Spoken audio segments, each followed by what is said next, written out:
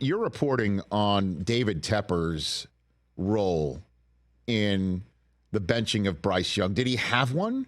Is that naive to even wonder if he had one? Albert, Yes. what can you tell me about that? So I don't think he pushed the button on this one. Um, I think this has more to do with how Bryce was playing, but are they always aware of what he wants? Yes. And I think like anything else in any other workplace, you sort of, if you have an idea of what your boss wants, then maybe, you act accordingly sometimes. Look, like I think as much as anything else, Rich, if you want me to take you through like kind of what some of the other teams have seen when they've gone against him, Please. The Chargers, the Saints, like the Raiders, and looking at tape of him this week, there are a few things that really stick out. Number one, he's not pushing the ball downfield at all.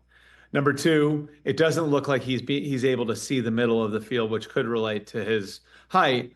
And number three, his eyes are dropping. And this is the real death knell for a quarterback, right? When you start looking at the rush and you're starting to worry about getting hit, like NFL people will tell you you're kind of done. And so the guy that they all saw in college, the guy with the fast eyes, the quick processor, that all looks like it's gone right now. So I think that leads to two reasons, if you're Dave Canales, why you make this decision. Number one, it's probably not best for Bryce to be out there if that's what's happening, right?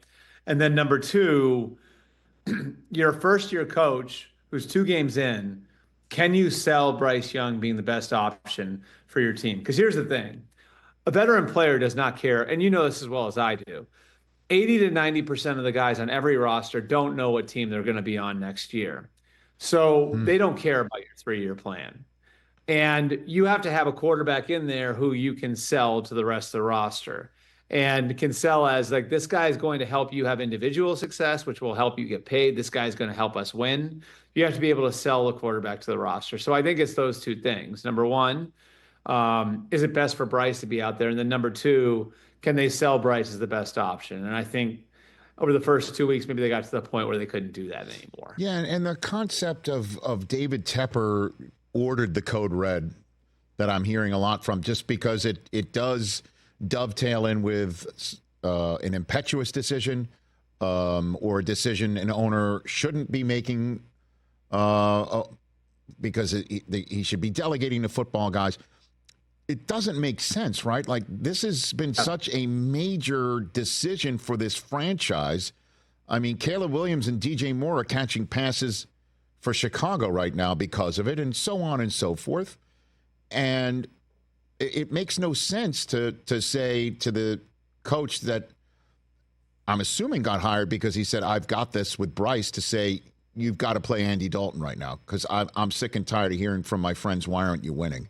That just doesn't make sense to me. No, especially after you're like largely responsible for the investment. Like some of the people that were making that call, in trading up, Frank Reich, Scott Fitter, who was the general manager there, those guys are gone now, So who's left? Well, Dan Morgan, the GM, was there.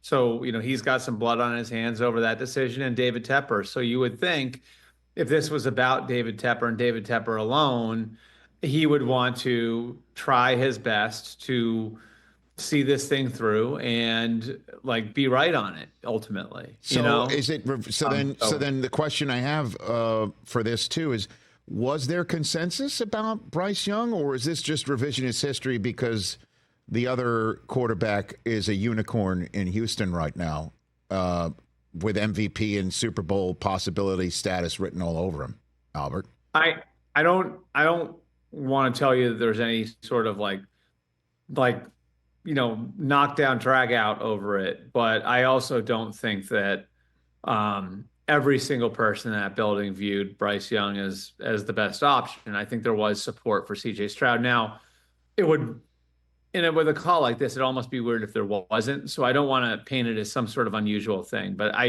I can tell you there were people in that building who supported the idea of CJ Stroud over Bryce Young. Obviously not enough of it, though. So are those people still in the building?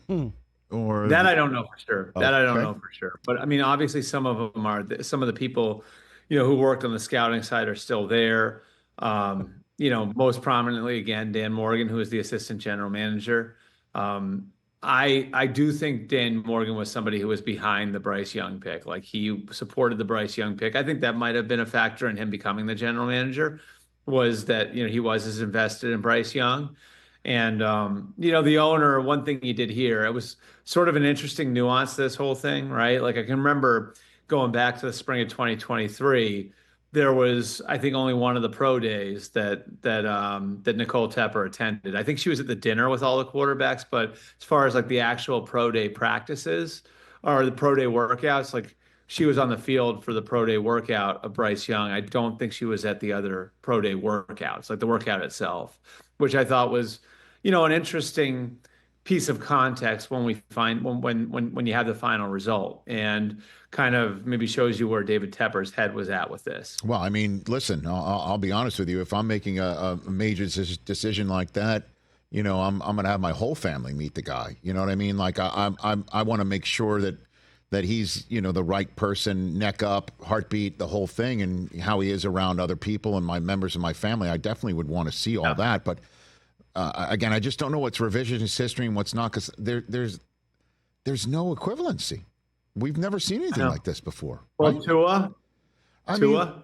But Tua wasn't first overall, man. And, no, but Tua was the top. Tua was what the fifth pick, and like they yo-yoed him in and out of the lineup those first 2 years with Flores, which is where the problem was, right? Right. So I think it has happened before. It's sort of interesting too, because it's like, I think the questions with Bryce were similar to the questions with Tua, right? Like, is he too physically limited to play the position at a high level in the pros? So sort of interesting there. That would be the one parallel, but there's not a lot. I mean, like, look, like most teams, I mean, and this is the interesting thing about it to me, right? Is like, I've been asked a lot the last couple of days, like, okay, well, are they going to put him back in there? Well, if Andy Dalton plays well, no. Right.